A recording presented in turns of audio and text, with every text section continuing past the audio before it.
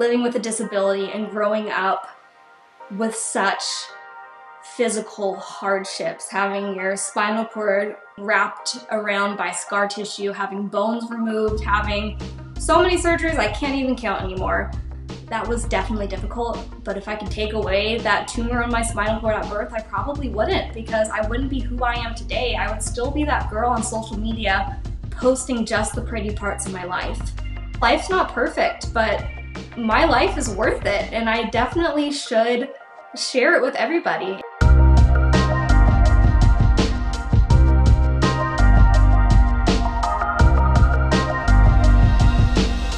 A lot of hate towards the term as an ambulatory wheelchair user, so someone who is in a wheelchair that is not paralyzed. And there should not be any fear to move your legs in a wheelchair, because no one knows my story when they first see me, and the second they see me move my leg, they instantly think I'm faking it. And I shouldn't have to live in fear about moving my legs in a comfortable position while I'm sitting in a chair. As a woman in a wheelchair who is not paralyzed, it became very clear there was a stigma around that. I have tethered cord syndrome, so I was born with a tumor in my spinal cord, and over the years scar tissue has grown around my spinal cord and made it excruciating to walk. I've had over 13 operations for it. I have so much hardware in my body. I have a pain medication pump in my stomach. I went from having a chronic condition to a disabling condition. I found myself doing dance videos, but terrified to move my legs because I was dancing with women who were paralyzed. And I thought that it would invalidate my disability if people could see that my legs can move. So I did a clap back. I did a video where I crossed my legs in it, and I said, not everybody who uses a wheelchair is paralyzed. Don't question somebody's disability, their mobility. Through the big uproar that video caused, I've continued to show my body for the first time and show my scars and my pride, and I have other women sending me pictures. I have the same scar and I've never met anyone that had this. And seeing you sitting in your backyard, confident, wearing a bikini, wearing a lingerie set, it's shown me that I am beautiful too, I can be confident too, and it's just something we have to learn and unteach ourselves that shame. A lot of people, when they do become wheelchair users, it is definitely through a trauma and mobility is taken away. But for me and my experience, this was my gift of freedom. I had to be carried everywhere or pushed in a very, very heavy wheelchair. So when I finally got my custom chair, this was my ticket. I could dance, I could move, I could return to doing all the things I loved.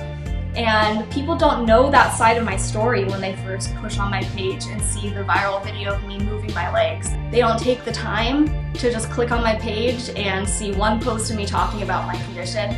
All it takes is just investing your time in just other people's stories, other people's experiences. If you want to learn about how to treat someone with a disability, follow people with disabilities on your social media. It needs to become a regular thing. Follow people who you didn't grow up seeing in your lives. People that are LGBTQ+, people of color, people with disabilities. All these people have these huge narratives to tell. In terms of sexuality, I am a late bloomer gay person. I figured that out towards the end of high school, and I was definitely terrified. I grew up in a conservative area, so for me, I couldn't call myself gay for the longest time. I'm so confident in myself now that I'm able to do so, and I'm like, that's not an insult, like, please. This is a superpower, like, I am so comfortable in myself. I definitely refer to myself as a queer woman and a gay woman, and I also am a disabled woman. And that is something that I say with confidence. I am not a person living with a disability. I am a disabled woman. This is a huge part of what makes me me. It's a part of how I live. If someone says like, wow, I see your journey and how much you've grown and how you've been able to take your story of trauma and find positivity through it, that empowers me. I'm all about empowerment with everybody, you know, female empowerment, LGBTQ+ empowerment, people of color empowerment, disability empowerment, just, you know, feeling like the truest, most beautiful version of yourself, I am all for pushing that. I definitely think going forward, there needs to be more representation in the media of people with disabilities. Like for me, when I post a picture of my stomach that has scars all over it, my back that has a giant scar, someone should say that and be like, that's empowering. I want to use my story, I want to use my platform, I want to use this body that I had to learn and fight hard to love to help empower people out there who don't have that person that looks like them, who doesn't have someone in their life saying, your scars are beautiful and you earned them and you should rock them. Now that I do have this platform I've built, I want to use it for good. I want to educate people, I want to empower people, and I want to make this world more accessible for everybody with a disability.